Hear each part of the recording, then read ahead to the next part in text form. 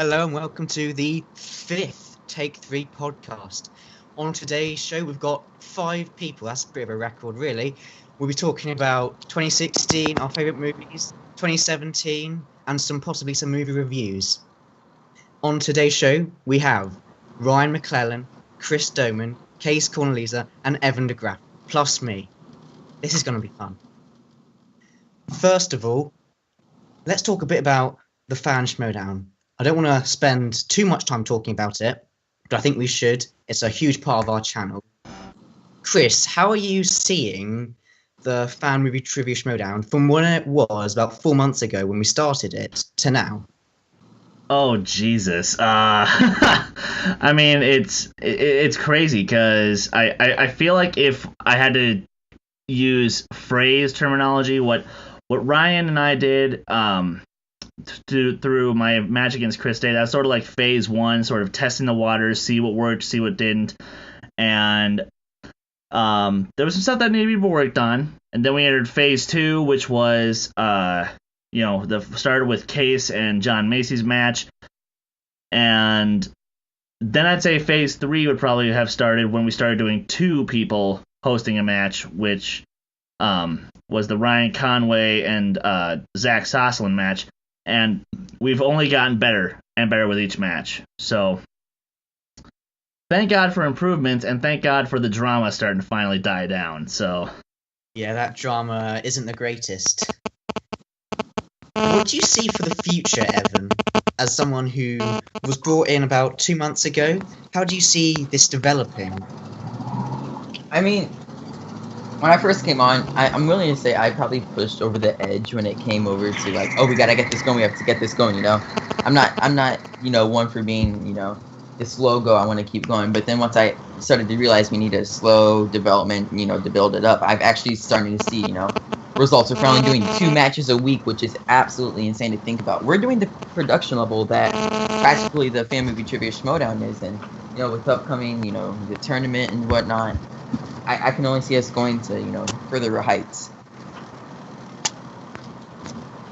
Well, I think we should start talking about some movies, and we're going to head over to Ryan for his most favoured movie of 2016. Well, for my most favorite movie of 2016, it's I feel bad almost going for such a easy blockbuster choice. The real art house fan inside of me kind of cringes, but the movie that I just had the most fun with and I was most impressed by the quality of overall, but when I compare it to other movies like it, it's got to be Captain America Civil War. Whoa. Just because, I just had so much fun with it.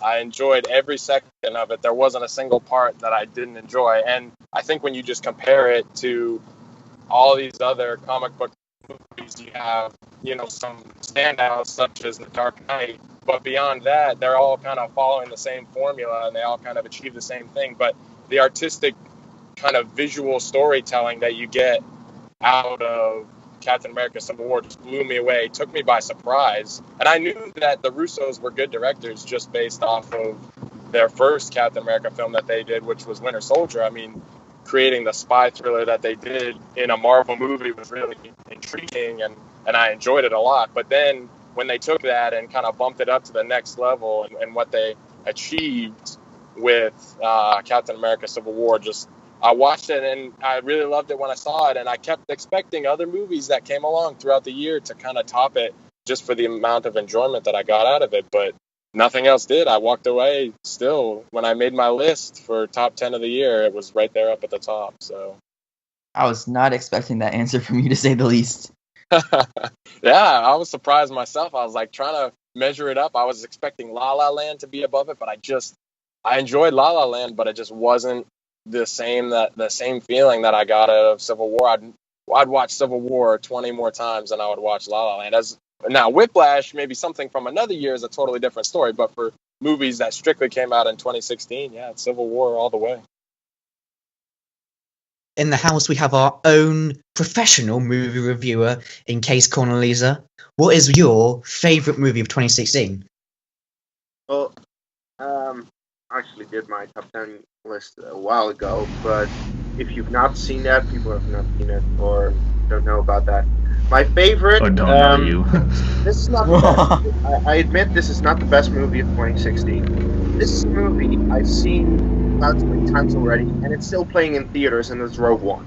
I just love Star Wars too damn much to not put Rogue One at the top. So, yeah, I just had to put Rogue One at number one because, yeah, I loved everything in that movie, especially, like, by far, probably, people are going to say it's fan service, but, you know, when it's fan service that makes sense in terms of the movie and gives me the best Darth Vader scene ever, yeah, I'm going to love the shit out of that because it was awesome. That Darth Vader scene in the hallway, my God, he dominated. Easily I still have the best scene in the movie. That every single time I see it. It's just awesome.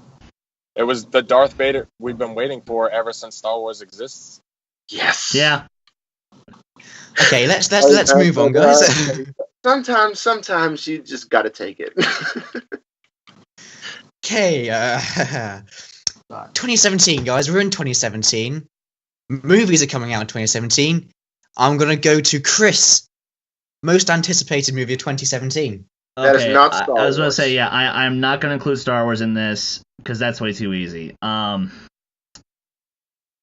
be honest, this one had me thinking for a while, but if I had to pick just one film for most anticipated, it has to be War for the Planet of the Apes.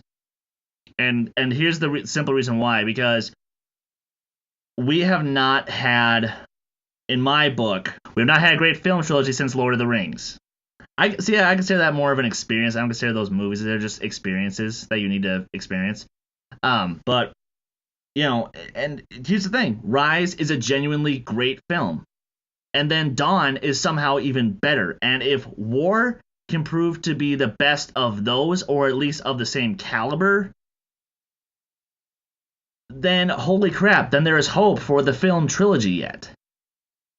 And, you know, film franchises aren't just stuck to just being these slobber knockers where you have one or two great films and then just crap from there on. So, yeah, War for the Planet of the Apes. Now, I have a question, though. What if it ends up being the X-Men Apocalypse of the trilogy? Oh, Kees, don't jinx it. Don't jinx That it. movie was not as bad as people said it was. Yeah, no, but I liked it was Apocalypse. boring. I'm not saying It it was was great, but boring. I liked it. It was boring. I kind of disagree with you. I thought it was quite. It kept to the X-Men kind of thing. I think. I mean, it's been ages since I've seen it, so I kind of need to see it again to give my review of it.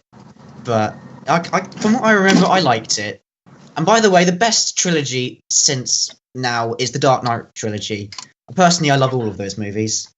Well, a lot of people will disagree on you on The Dark Knight Rises, I think. And unfortunately, I am one of those who I don't know why. respectfully disagrees. I like Dark Knight Rises, but it doesn't hold up as well as the other two. For me. See, I thought it was emotionally fulfilling and so well done. I love the hell out of that movie so much. Fair enough. Fair enough. Guys, I saw a certain movie probably about a week ago. New Martin Scorsese movie. You might have heard of it. It's called Silence. Ooh. There's been a lot of hype. How was I it? watched it. I loved it. I really did. I thought it was so cleverly made. It's 3 hours long, and by Lord, it needs those 3 hours. It really does. To develop this character of Andrew Garfield, who plays a padre who goes to Tokyo to try and spread the religion, even though to spread the religion and try and rescue his mentor. This movie is so good. It combats the way in which we perceive religion and how other religions perceive each other, and the thought process behind disagreeing with a religion and agreeing with a religion and becoming a part of a religion. And it deals with that so well and so unbiasedly, I will say. Also, if Andrew Garfield does not get Best Main Actor Oscar thingy, Bobby, I'm just done with the Oscars. I really am. He was so good in this movie. Well, I want to come at you there. There's another movie that just came out this week for wide release called Patriots Day, and it details on religion, and it touches on it, and it does a really good job of showing why and what happened with the Boston bombing, and just for me, emotionally, when I saw Mark Wahlberg go to a specific place when I saw Mark Wahlberg go to like a specific place in his heart, you could really tell he doesn't go there that often. Whenever you saw it broke me down. And Mark Wahlberg, I think, deserves the Best Actor nom right along Andrew Garfield. Who the winner is, I don't know. I've been seeing Silent, so I can't obviously speak upon it. But Mark Wahlberg and Patriots Day just in general, that movie is so cleverly made and how it storytells and how the cameras are shot and whatnot. I've not seen Patriots Day yet, but another Mark Wahlberg Peter Berg combination that came out last year was Deepwater Horizon, and what Wahlberg did in that movie, I think also could get an Oscar nomination, but we'll see. I have to say that when I was watching Silence, I felt like I was with Andrew Garfield the entire way. I felt everything that he was feeling, and to make an actor do that is pretty impressive. You guys do need to go see Silence, by the way. I will as soon as it comes out here, and I believe that's next month. Next month? Yeah, it comes out, I think, this weekend in America. Now, yeah, Harvey, movie schedule. My question for you, Harvey, is does it beat out all the other incredible Scorsese films as your all-time favorite, though? To me, I don't think anything can beat Taxi Driver. The films are completely different, and they're just way They are both character pieces, but they're completely different. I would say that I would prefer Taxi Driver just because Silence, it needs the 3 hours, but you do feel the 3 hours. You do at some points. It's a bit of a shame, but I did feel the 3 hours. So not quite the same as Wolf of Wall Street, where those 3 hours just fly by and it feels like you've been watching something 20 minutes long. I haven't seen Wolf of Wall Street. Oh, okay. It's because he does not condemn of this language. I've seen Casino. It's all good. I would say that something like Casino, it's not my all-time favorite Scorsese film, although it is about the exact same length as Wolf of Wall Street, and those 3 hours do go quite quickly. Whereas in Silence, it doesn't go as quickly as I would have wanted it to. Although it is very fulfilling. It's fulfilling when you finally get to the end. It's funny, that's the same with Patriots Day too. It was a really slow burn, and it had some pacing issues. But the second you think, oh, this is like slow, it paces back up, and you're straight back into the story. And it's so emotionally impacting you. And at the very end of the movie, you're like, wow, what did I just see? And in a good way, not in the what did I just see way. Yeah. Like, what the F did I see? Yeah. Well, one anticipated movie of 2017 is, and I would like to talk about that with you guys, is Dunkirk. Who's excited for Dunkirk? Let's start off with Kees. Yeah, I'm very excited for Dunkirk. It is my number 5 most anticipated movie, but it's Christopher Nolan, and you know that it's going to be a well-directed, well-made movie at least. And then the second question is, am I going to love it or am I going to like it? Because I haven't hated any of his movies. And I know that every movie he makes is just good. So I'm very much excited for it. I love Nolan so much. I think he's honestly one of the greatest directors to have ever walked the planet. He's only done about 10 films. Personally, I love Interstellar. You're all going to hate me for saying that. I have a feeling that. But I like it. When I watched it, I was quite young. This came out 2 years ago. I didn't fully understand. I didn't fully understand movies back then, but I just felt so emotionally compelled by Interstellar, and it really evoked something in me that I don't think any other film has evoked in me since Arrival, which is my favourite 2016 movie. It's just pure brilliance, and I just want to say that. Chris, what are your thoughts on Dunkirk? You know, I am looking forward to it because I love World War II. I love history. I love seeing movies about stuff that I don't necessarily would see otherwise. Because, you know, I've seen 20 million films about D-Day. I've seen 20 million films about the Battle of Okinawa. But it's... Shut up. You get the point. But, you know, it's some of the lesser battles that we're finally actually starting to get around to, and this is one particular because I remember for my AP U.S. history class when we covered the Battle of Dunkirk, it was tense. Like, just reading about it was tense. So to finally get the chance to see this on the big screen, handled by freaking Christopher Nolan of all people.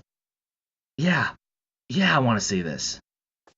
Did you? Yeah, it's not be excited with them. It's funny. It just shows like how different of a age variance that we have on this podcast right now. Because I'm in A push. What? I'm in AP US History. Oh yeah. Yeah. Nice. It's not fun. Oh, dude, I love that class. Well, of course, to be fair, I got a straight A, so. Well, no, it's the course load.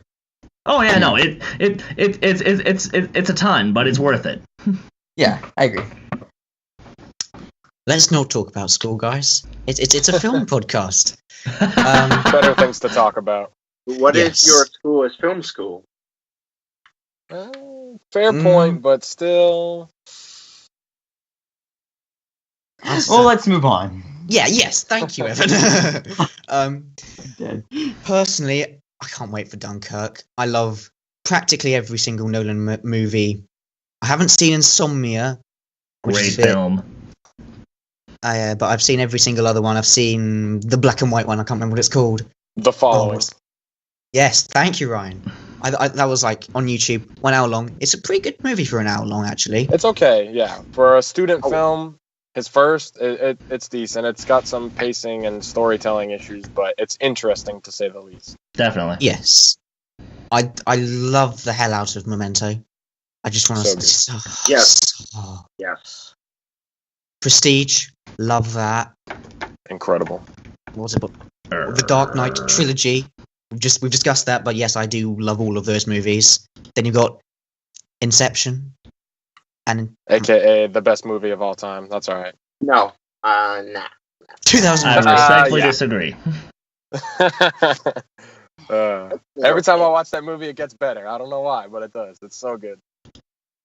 Should we just do favorite? Okay, I'll finish my Nolan speech. So wait, there you go. I've done my Inception, love that. Interstellar, love that. Basically, I'm saying that I love every single Christopher Nolan movie, and I cannot wait for Dunkirk. Although Harry Styles is in this movie. But I think that's the thing is, like, for me, Chris Nolan is my favorite director. He may not yet be the best, not yet, but he's my favorite. And I think that we can trust him to know what he's doing. He's not just casting Harry Styles because, you know, he's a pretty boy, whatever, and he happens to already be famous. He's casting Harry Styles because he obviously sees something. That's how I see it anyway. That's what I'm hoping, because this is Chris Nolan. He doesn't just do things that he thinks, you know, it's not like Guy Ritchie, you know, making a movie with Madonna because they're lying in bed together at night, you know? So it's like he does things for the artistic and storytelling value. So I think we can trust him to actually utilize Harry Styles well as an actor in Dunkirk. And yeah, I can't wait to see all of it. It's going to be so amazing. I have to agree with you there. I do. I just have a sneaking suspicion, and it's not my own bias, but I really, really hope he possibly dies. His character dies, just to see. I just want to see what that looks like on the screen. It's gonna be like when CSI killed off Justin Bieber. Right. It's a morbid curiosity. Yeah. Well, I think to bring the show to a close, we've been talking about our most anticipated, our most loved. Let's do our most loved of all time. Ryan, what is your favourite movie of all time? Bet you can't guess. It's Inception. And I honestly, Really? I'm surprised. Yeah. All right.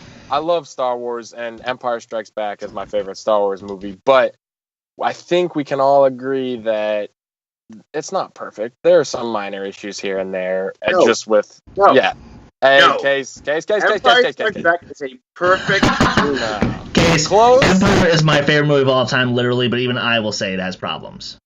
Yeah. No, it's not perfect. Problems.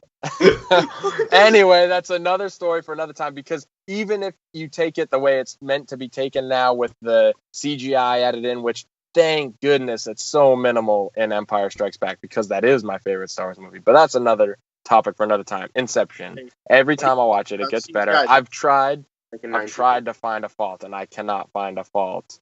And I just love the story, the sci-fi element, because sci-fi is my favorite genre. And it blows my mind every time I see this movie. So yeah, it's Inception by far. And also Leo is my favorite actor, and he just kills it in that movie so well. But yeah, it's such a perfect film in every single way. Let's go to our resident vlogger in the house. Me. Okay. My favorite movie of all time has actually inspired me to start a YouTube channel. It's also a movie reviewing channel, by the way. Picking that up, me and Case are starting a podcast soon. Quick plug. So my favorite Plugs movie are of at all the time. end. I can plug midway if I wanted to. It's Ratatouille, actually. Really? And I've told a few of y'all this, but it takes a story in a route where his family says, no, don't do this, and I have a supportive family, so that part of the story doesn't matter, but it's still really inspiring. And it's this guy, he has to learn how to work with other people in order to follow his dream. And then you have the critic side of it, where he actually learns what being a critic really means, and he's the highest esteemed critic. Ratatouille, it's just inspiring, and it's one of the most underrated Pixar movies to come out. I think it's the best Pixar movie. For me, so too. At least. It's really well made.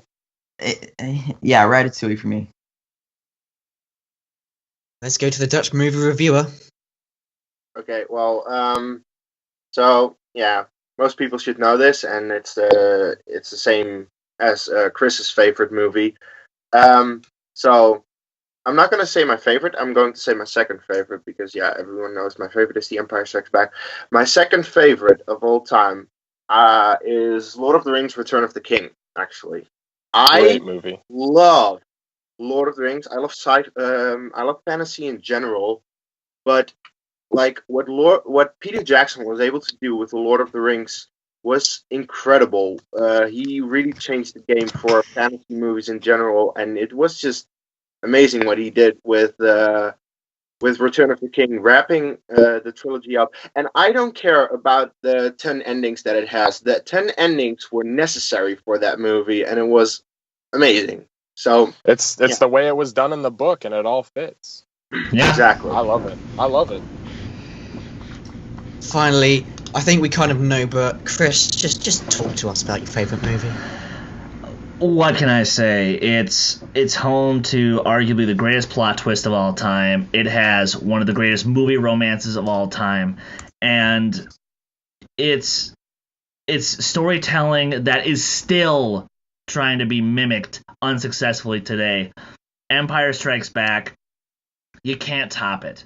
You can't top it, at least for me personally, because one of the things that Lawrence Kasdan and Irving Kershner did so perfectly was the fact that they managed to tell 3 individual stories in one film, and there's really no gaps. There's no questions in terms of how it's told. Is there questions in terms of what happens to the characters at the end of the film? Well, yeah, because it's a cliffhanger ending, but that's because it's the second part of a trilogy. This was the film that just defined how to properly do a movie sequel. And I will argue to the death it's the best sequel of all time. And again, just one of the best films. It's Because, certainly the best sequel. yeah. Yeah. I mean, and Yoda. How the hell do you argue with Yoda? I love. I mean, Yoda in seagulls. episode Come on, am I right? Seagulls. Someday, Seagulls go when by you hand. are Not fun. older, Seagulls, stop I know. it now. Are the clothes ready? you could get hit by a boulder. Sorry. Not love a that half song. bad impression.